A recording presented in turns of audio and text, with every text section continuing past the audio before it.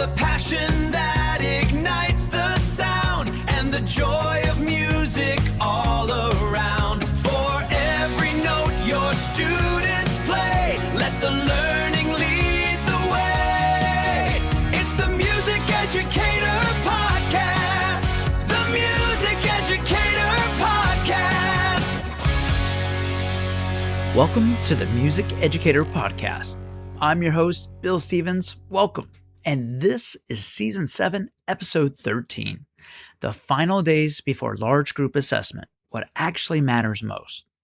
If you're in the final stretch before large group assessment, contest, festival, or whatever your area calls it, this episode is for you. This week, I wanted to keep it short, practical, and useful. Because let's be honest, in the final days before assessment, most music teachers are not sitting around looking for a long podcast episode. You are checking music, answering emails, watching posture, fixing balance, checking forms, organizing buses, reminding percussionists to bring everything they need, and trying to keep your students calm enough to actually play the music the way they know how. So here is the goal for today. By the end of the episode, I want to help you focus on what actually matters most in the final days before assessment so you don't waste energy trying to fix everything all at once. And that really is the heart of this episode.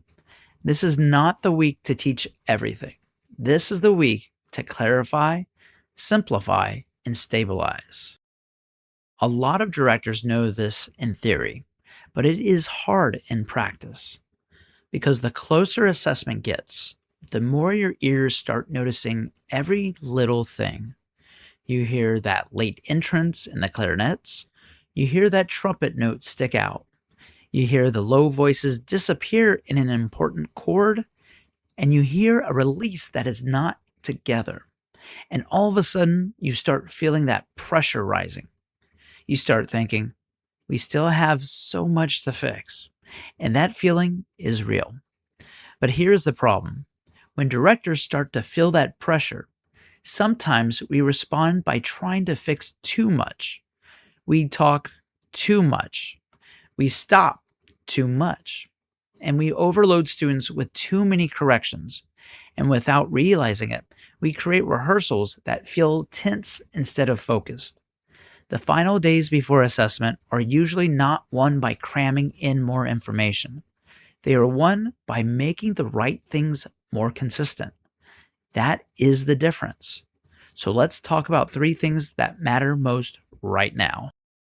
Number 1, prioritize the few things that actually move the performance. This is the time to ask a very important question. What are the 2 or 3 things that will most improve how this ensemble sounds on stage? Not 10 things, not every issue in the score.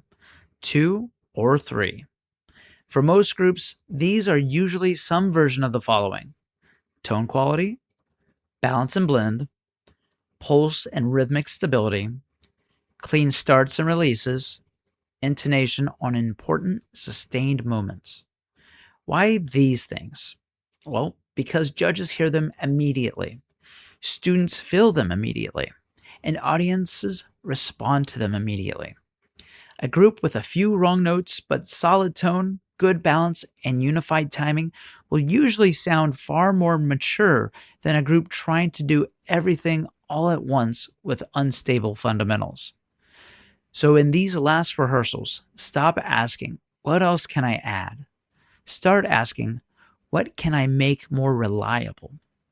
Maybe your ensemble does not need another long explanation about phrasing in 17 different places. Maybe they need you to say, low voices, support the foundation. Listen for the melody and bring it out. Full value releases, do not let the pitch drop on long tones. Keep the pulse alive. That is the kind of language students can actually carry with them into performance. Simple, clear, repeatable. And that matters because under pressure, students do not remember everything. They remember what has been reinforced clearly and consistently. Number 2, rehearse confidence, not panic. This point is huge. In the final days before assessment, your students do not need frantic energy from you. They need calm, clear leadership. That does not mean low standards. It means purposeful standards. Students can feel your emotional temperature whether you realize it or not. If your rehearsal energy says, "We are not ready, everything is wrong, and I am stressed," they will absorb that. If your rehearsal energy says, "We know what matters, we are improving, and we are going to focus on the next right thing," they will absorb that too. So one of the most important final preparation strategies is this. Let students experience success in rehearsal. That means shorter, clearer feedback, fewer unnecessary stops, more complete run-throughs of meaningful chunks, more reinforcement of what is going right, more reminders of the sound and musical character you want. In other words, rehearse the mindset you want them to carry onto stage. If you want them to perform with steadiness, rehearse with steadiness. If you want them to perform with confidence, rehearse with confidence. And if you want them to recover when something goes wrong, rehearse continuity. Sometimes in the final week, we accidentally train students to expect interruption. We stop constantly. We correct every tiny issue. We make them dependent on us to rescue the music every few seconds. But on stage, there is no stopping. So part of your final rehearsal work should be helping them to stay in the flow. Listen across the ensemble and keep going with maturity, even if something is not perfect. That is real assessment preparation, not panic, poise. Number 3. Do not overlook the non-musical details. This is the part people sometimes underestimate. A strong assessment day is not only about music. It is about transitions, procedures, readiness, and professionalism. If students are unsure about what happens when they arrive, where their things go, how they enter, when they line up, where phones belong, how they handle instruments, or how they carry themselves in the hallway, then part of their mental energy is being spent on uncertainty instead of performance. So these final days are a great time to tighten the non-musical details. Review expectations clearly, how to board and exit the bus, how to carry instruments and equipment, where cases go, what students should have in hand, when phones are away, how to enter the performance space, how to remain professional before and after the performance. These things matter. Quick transitions matter. Quiet focus matters. Careful instrument management matters. And ultimately, professionalism matters. And here is why. Structure creates calm. When students know exactly what to do, they settle faster. When they settle faster, they focus better. And when they focus better, they perform better. Sometimes the final gain is not another rep of the hardest measure.